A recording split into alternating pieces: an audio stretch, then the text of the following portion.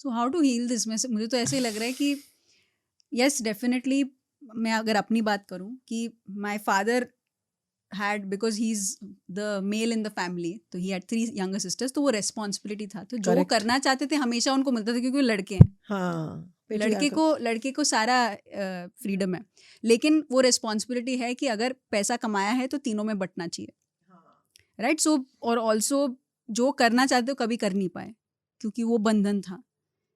लेकिन जब शादी हुई, he got the confidence, then he immediately left the city and wanted freedom. And उनकी पेरेंटिंग में ये ज़रूर आया है कि मैं कभी भी अपने बच्चों को फोर्स नहीं करूँगा. So that is not come for us, but there is a lot of traumas, very very subtle trauma that is there. fear of water, fear of failure, fear of losing someone, so क्या ये सब fears हम कैसे let go कर सकते? सबसे पहले तो मैं जानना चाहती हूँ fear को. अगर कोई बंदे को fear of anything है, देखिए फियर क्या है? फियर मतलब आपके मन में वो चीज के बारे में एक नेगेटिव एसोसिएशन बन गया है, राइट? समझो आपको एक कुत्ते ने काटा 3 साल की उम्र में, तो आपके लिए कुत्ता मतलब डेंजरस, खून, काटा, ये वो वगैरह. मुझे ऐसा कोई एक्सपीरियंस नहीं, तो मेरे में वो फाइल नहीं होगी कि कुत्ता काटता है. अभी आपके अनुभव का कितनी इफेक्ट हुई आप पे, उस हिसाब से अगर आप 30 साल की भी हैं और आप कुत्ता देखेंगी तो आपका मसल टेंस हो जाएगा, आपको लगेगा अरे भगवान काटेगा काटेगा. लॉजिकल माइंड कहता है कि नहीं नहीं, सब कुत्ते नहीं काटेंगे. आपके पास विजडम है, 30 साल की उम्र है, तो समझ है.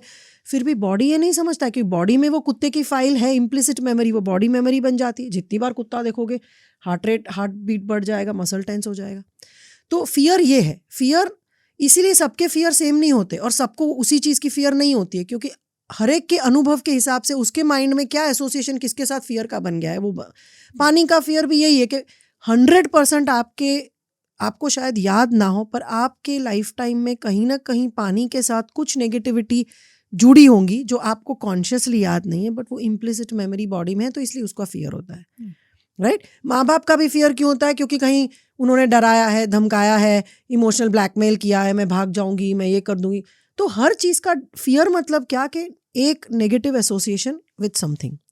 तो उसको अगर हमें ओवरराइट करना है, चेंज करना है, तो पहले तो समझना है कि नेगेटिव एसोसिएशन कहाँ से आ रहा है और उसको एसोसिएशन बदलना है at a subconscious level, at a bodily level. यहाँ से नहीं.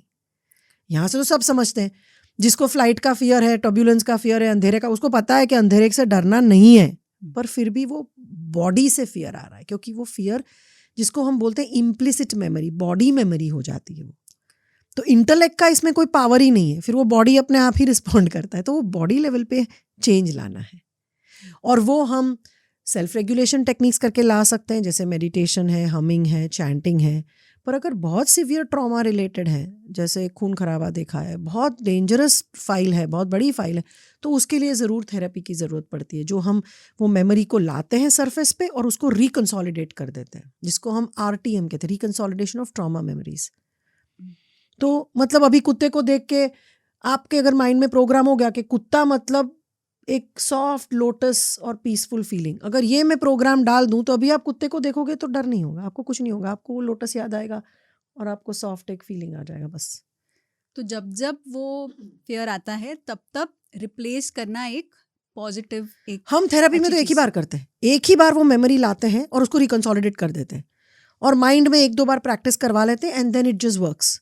बट अगर आप खुद चाहते हो करना अपने आप से, तो उसमें थोड़ा टाइम लगता है, बिकॉज वो आपको खुद डिसेंसिटाइजेशन करना पड़ता है. पर ये तो नॉर्मल फियर्स हैं. जैसे आप कह रहे हो fear of judgement, fear of failure, fear of losing someone, ये थोड़ी और सटल फियर्स हैं. इसको आप कैसे न्यूट्रल है? फियर ऑफ लूजिंग, कोविड के बाद कितने लोगों को फियर ऑफ डेथ हो रहा है, फियर ऑफ लूजिंग समवन हो रहा है.